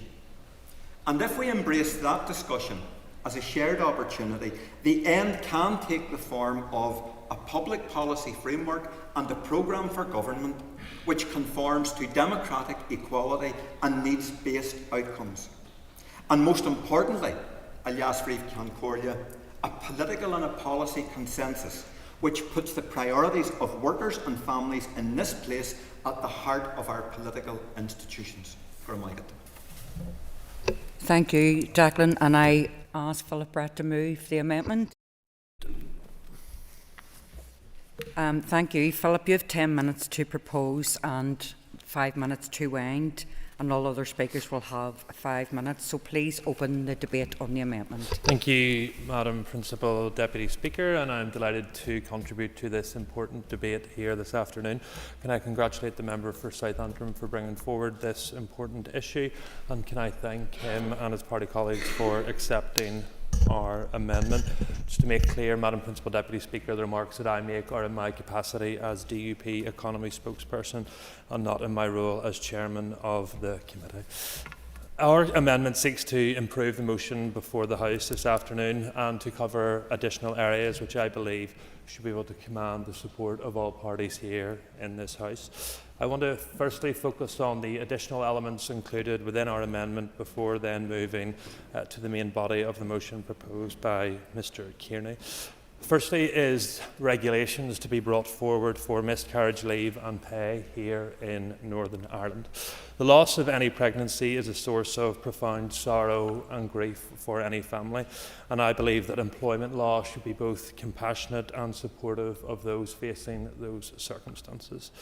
Working parents who experience a stillbirth after 24 weeks of pregnancy have a statutory entitlement to 2 weeks leave and pay, thanks to the actions of this House and to members in the previous mandate, so can I congratulate you on that. But I believe a worker or employee who experiences a miscarriage up to the end of the 23 weeks of pregnancy should be afforded those same protections. These were the views shared by the previous Minister, Minister Lyons, who launched a public consultation on these proposals in October 2022. Importantly, Madam Principal Deputy Speaker, contained within those proposals was a clear new right, that this new right would come into effect from day one for employees, and they would have no minimum period of employment needed before the statutory payment was available to them. These measures will, of course, in no way compensate for the loss and grief of a family who experience a miscarriage. However, I believe they would be, in some small measure, would enable a worker or employee to start that grieving process without the additional burden of financial concerns. Northern Ireland could be the first region of the United Kingdom to place such miscarriage protections and entitlements for workers and employees who experience a miscarriage on a statutory footing, and one of the first countries in the entirety of this planet to be able to do that. I would welcome the Minister's thoughts on those proposals when she is responding on behalf of the Economy Minister later today, and of course associate myself with the remarks of wishing her a speedy recovery. Secondly, Madam Principal Deputy Speaker, our amendment seeks to recognise that good employment practices do exist here in Northern Ireland, and the tools are there in place to strengthen those measures as set out in the 10X strategy and skills strategy by previous Minister Dodds and Lyons. I think I can speak for the whole House when I say that we are rightly proud of the SME sector we have here in Northern Ireland, which makes up the vast majority of our private sector. In many cases, these family-owned, locally owned companies have the rights of their employees and staff at the heart of their organisation and their business goals. Most businesses rightly recognise that their talented staff are the heart of their organisation, and by having a motivated and healthy staff, productivity is increased. This has resulted in many good examples of business and employee practices. I'm sure, like many members in this House, when they visit companies across their constituency, they are blown away by the passion that their staff have in those organisations to grow the local economy and work together. These practices can, of course, be strengthened by good employment charters, as referenced in our amendment this afternoon. This concept was endorsed by the 10X Skills Strategy and incorporated into its delivery plan. The Labour Relations Agency have described the key pillars of what a good employment charter for Northern Ireland may look like. Job and income security. Pay, that employers would commit when they can to pay at least the voluntary living wage and provide an occupational sick pay scheme that goes beyond the statutory minimum. Recruitment, inclusive and fair recruitment practices with equality and diversity issues, integrity to that. Health and well-being, Madam Principal Deputy Speaker, the commitment of leadership to developing a culture where employees can take ownership of their individual role and relations in a healthy and productive workplace. Flexible working should be prioritised by employers when possible. Engagement and voice, employers engaging positively with trade unions and ensuring the involvement of employees in the decision-making process. Given all the encompassing nature and clear benefits of these charters, I would welcome the Minister's views on their continuation and expansion here in Northern Ireland. Turning to the main motion brought by Mr. Kearney, I want to associate myself with many of the elements included within that. To make our economy more productive and more prosperous, we have to make work more attractive. Sectors such as hospitality are desperate for workers, and we need to do more to ensure people are ready, but also ensure that they are not penalised for working. We wholeheartedly on these benches support ending the disparity with GB in terms of new protections against employers withholding tips and gratuities from staff. New employment protections have recently been enacted in Great Britain, including new legal rights for parents of children requiring neonatal care, the right to unpaid leave for employees with caring responsibilities, protection for workers who receive tips, and increased rights for employees, all recently returned to the statute book in Great Britain. Those disparities with the rest of the UK should and must be addressed by this Assembly if we are to have effective fair employment relations framework here in Northern Ireland. There are, of course, also areas where we can drive change within the confines of what this Assembly has already legislated for. Enacting regulations need to be brought forward to bolster gender gap payment reporting and, indeed, in my view, the introduction of safe leave for victims of domestic abuse. Madam Principal Deputy Speaker, and would welcome the Minister's thoughts on that when responding later today. It is significant that although Northern Ireland has a higher female full-time employment rate than most UK regions, our overall female employment participation rate is the lowest in all of the United Kingdom. This is why the programme for government and any legislative programme agreed by the Executive must make childcare a headline policy development statement. The days of any work is good work are now over, and it is crucial that inclusion and sustainable working practices and conditions are front and centre of the Department for Economy's plans moving forward. To conclude, Madam Principal Deputy Speaker, I want to record my thanks to a number of course. Before the member concludes, I'd just like to get some clarification on the issue of zero-hour contracts, because his party, when we last debated this on the 31st of January 2022 through Mr Peter Weir and, if I recall correctly, through Gordon Lyons, were supportive of the principle of zero-hour contracts, but accepted that they needed to be, the issue of exclusivity needed to be dealt with. Is his position now changed to one of, as this motion suggests, opposition in total to zero-hour contracts? Mr. Allister for the question. And as Mr. Allister says, our party recognised the difficulties with this issue. There are people out there who, in their circumstances, 0-hour contracts do suit their requirements. But as Mr. Allister rightly points out, also we don't want to have any worker exploited either, so it's finding that balance, and that's the position that I certainly hold. Before Mr. Allister made that point, Madam Principal Deputy Speaker, I just wanted to put on the record a number of thanks to organisations who have been in touch, I'm sure, with other members, but also me, in highlighting important issues for this debate. Carers NI, who have been to the fore in championing paid leave for carers, their work has been vital in this regard. To the Tiny Life charity, who do tremendous work for families right across Northern Ireland, their focus on ensuring paid leave for neonatal care is something that I think this whole House greatly supports. I want to thank trade unions who across Northern Ireland continue to engage in positive discussions to try and find a resolution to the current public sector pay dispute. And I also want to thank employers right across Northern Ireland who continue to drive our economy forward in good practice.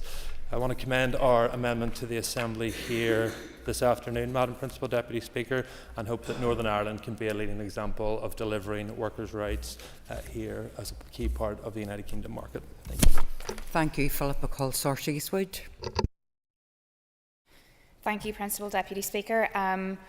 We rise today to speak to support and thank members for bringing the motion and also the amendment. I also want to declare that I previously used to work in HR and employment law and was also a member of OSDA, the union, so just to clarify that. Obviously we have employment laws devolved in Northern Ireland, but being brutally honest, over the last 7 odd years, Northern Ireland has fallen well behind in terms of workers' rights and protections provided to workers, both in comparison to GB and south of the border. It is important that the Minister brings forward legislation urgently, as we cannot wait for workers in Northern Ireland to have the same rights as those in the rest of the UK or in the south.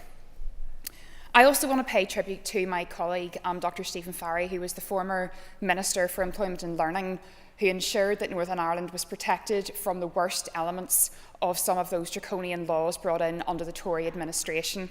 And indeed, I have most recently asked the Minister for the Economy if he has any intentions of bringing in, for example, the likes of the minimum service levels laws, which he has said that he does not, which I welcome. We also heard earlier from the mover of the motion, Mr Declan Kearney, about the precariat, and indeed that speaks to the main body of the motion.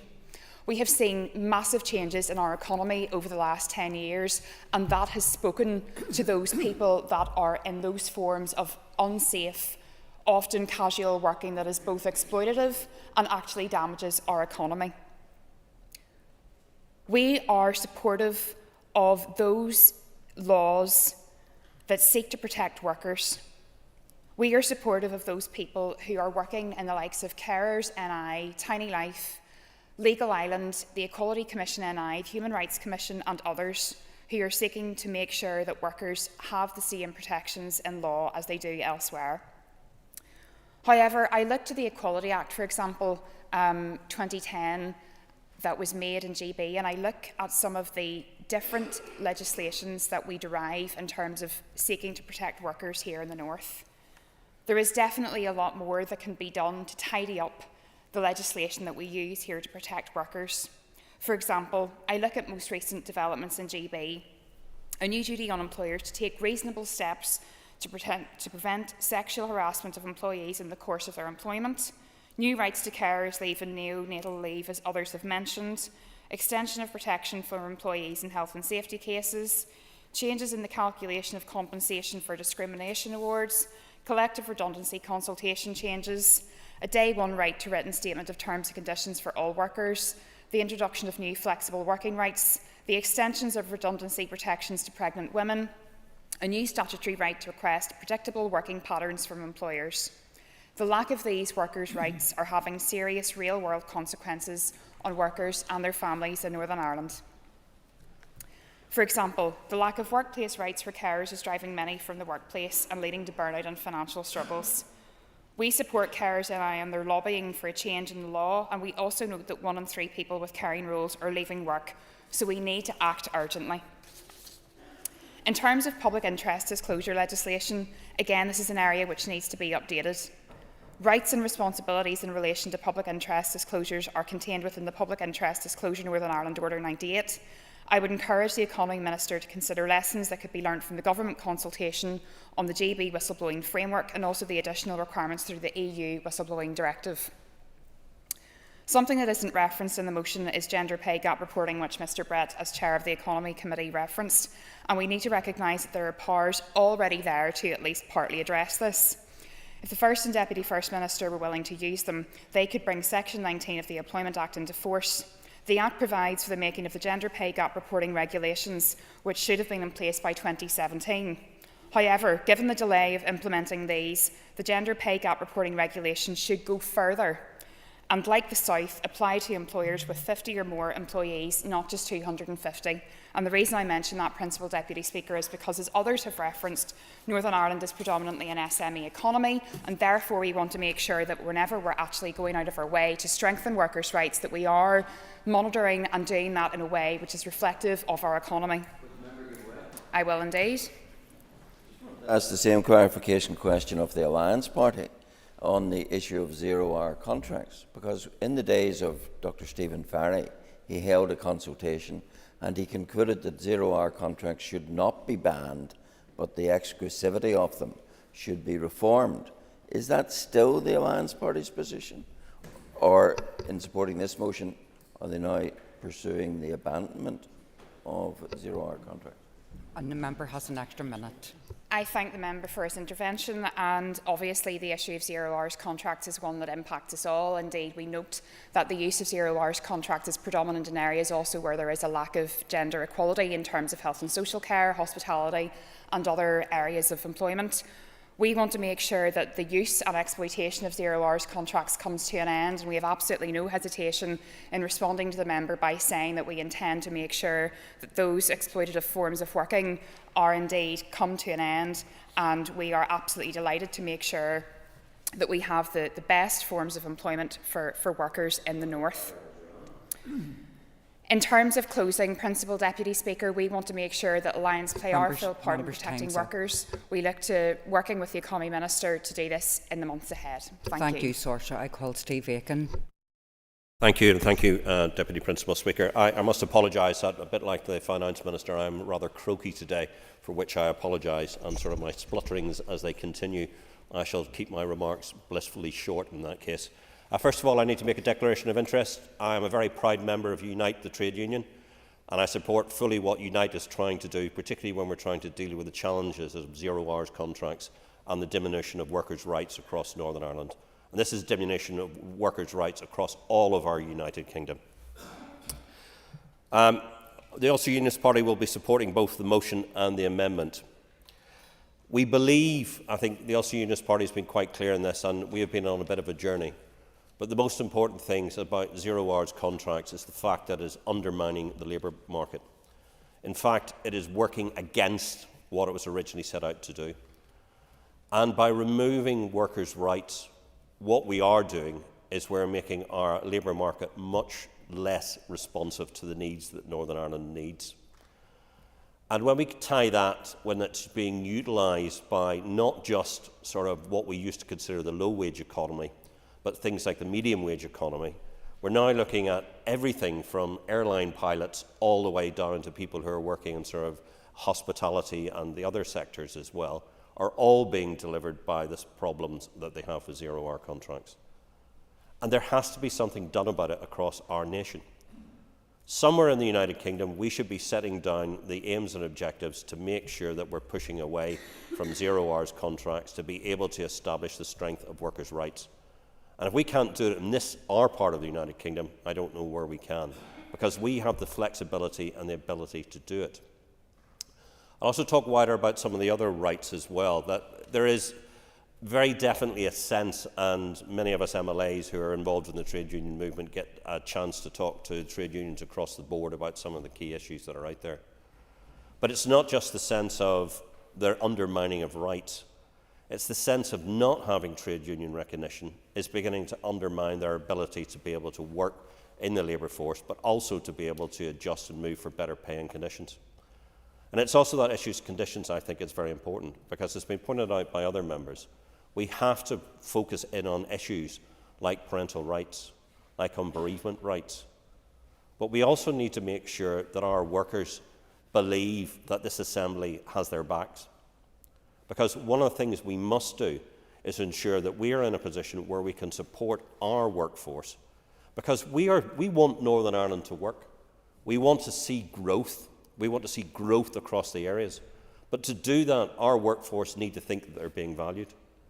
And being able to be, at this moment, the Economy Minister will be in Washington or on his way to the United States. And when he gets there, one of the things they'll be talking about is selling Northern Ireland as a great place to do business within the United Kingdom and be able to sell those accesses. But time and again, when you talk to many companies, one of the things that they talk about is the fact that we are seen as a relatively low-wage economy. But we shouldn't be seen as a low-wage economy. We should be seen as a skilled economy. The reason people want to come here is because our workforce are the best. They are the people who have got the skills and the ability to do that as well. We should not be underselling ourselves, but more importantly, we should not be underselling our workforce. And that's why the Ulster Unionist Party will be supporting both the motion and the amendment. And I'm sorry for my croakiness, Deputy Principal Speaker, but you'll hear from me later on today, and hopefully it'll get a bit better. Thank you. So the Business Committee has arranged to meet at 1 o'clock. So today I propose therefore by leave the Assembly to suspend the sitting until 2. The debate will continue after question time, and the next member to be called will be Sinead McLaughlin, who will you get your full 5 minutes. Sinead, if I brought you in, I would have had to cut you off. So the sitting is by the leave the Assembly suspended. Thank you.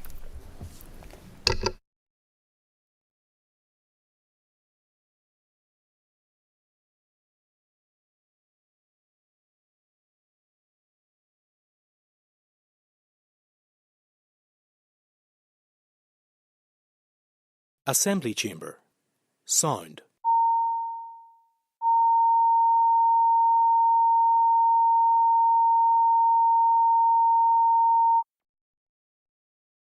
Assembly Chamber. Sound.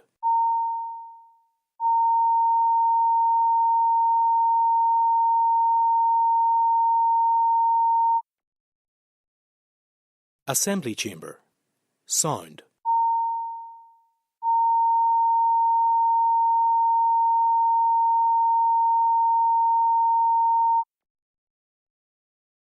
Assembly Chamber. Sound.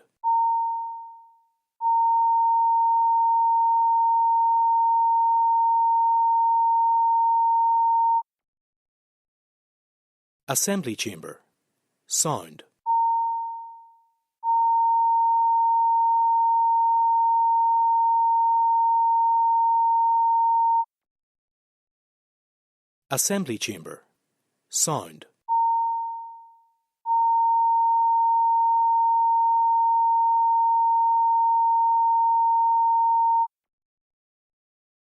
Assembly Chamber. Sound. Assembly Chamber. Sound. Assembly Chamber. Sound.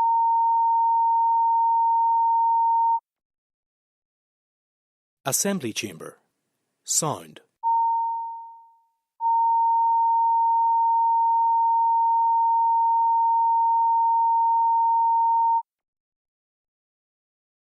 Chamber. Sound.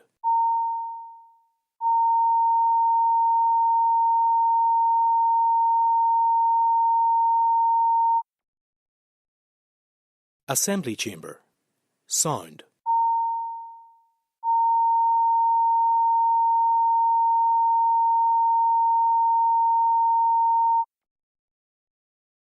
Assembly Chamber. Sound.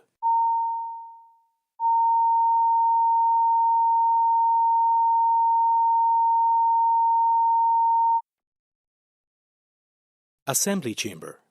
Sound.